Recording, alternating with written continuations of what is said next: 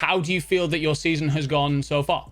To be brutally honest, it's nothing that I hope for this year. Obviously, there's been a lots of ups and downs with COVID and just things outside of our control and stuff. We've been one of the few teams who require travel, especially across to America from the UK, and with that being banned for the most part of the year, so it just kind of made our year very like off the rails at the start, just kind of like up in the air, trying to figure stuff out, and ever since it's just been kind of the same thing. We've just been trying to figure out what was the best approach since the start of the year, like obviously with Zero being stuck in the UK and even the head coach Don being stuck in the UK.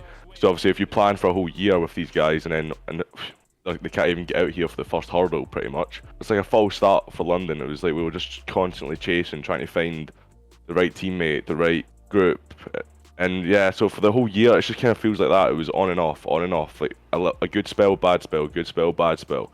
So we've always been on the back foot chasing, it seemed like, and yeah, it's not what we wanted, but I'm hoping like this is the team that I've wanted for a while now. So now this is the first time we're gonna have more than a month to like practice with a team, and yeah, pretty much we just all said to the team, let's just finish strong and prove that if we had more time, we would be a champs. Like it was outside of our control, but if we can prove that we're good enough with those top teams, we can at least make something of this year. So yeah, that's pretty much 2021 in a nutshell. There, just up and down, just try to regain pretty much, and it was on and off. So yeah, well, as a fan, I think it was something that we all saw from outside, right? You guys had so many issues, and you're right, they started straight off the bat. And how different do you think things go if you start off with Zero, who's obviously still in the UK competing in challenges? I'll be honest with you, like I think PaulEhx joined the team, and at the start when like PaulEhx, like that West R team and FaZe, at the start with Zero in the UK, we were practicing with him from the UK, and we were dominating teams with him from the UK, and we were like, wow, okay, we're in for a good year. Like we're all pretty good, like we're all doing that, like getting along well, all loving it, loving the game. And yeah, just after 2 months of practicing from the UK, doing well, it just kind of started going downhill. We started losing practice because obviously it wasn't efficient practice, but like if people just caught up, like your FaZe just started taking off at the start.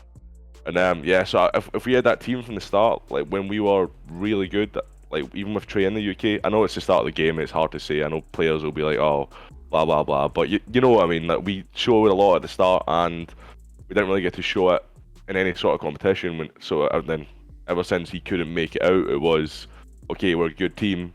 Now it's, oh, we're missing a great player. Let's try and find a replacement quick.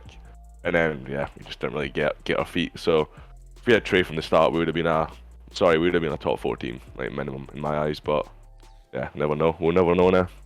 Yeah, no, it's a massive shame. And I mean, we've only said about Zero. You guys have been through the ringer quite a bit, right? Like, what kind of other issues have you guys had to put up with? Because it seems from the outside quite a lot. Yeah, there's been quite a few issues. It's mostly though, it's just down to like the visas and trying to get people visas, and then wanting this player, but then you're gonna join an American team instead. We're just like, all right, okay, it makes sense. We've started slow, so like you don't want to join a team at the bottom because it's going to be a lot harder for like, a rookie to come in and be like, right, okay, I need to start winning for this team, or it looks like it's my fault, stuff like that. So a lot of young players were obviously hesitant to start, and it was just wasting time. We just always felt like we were trying to buy time, just trying to get a 2-week player here or 2-week player there, just like trying our best to make best of the situation, and we just couldn't get a good enough replacement in the right time. And I feel like we've done that now.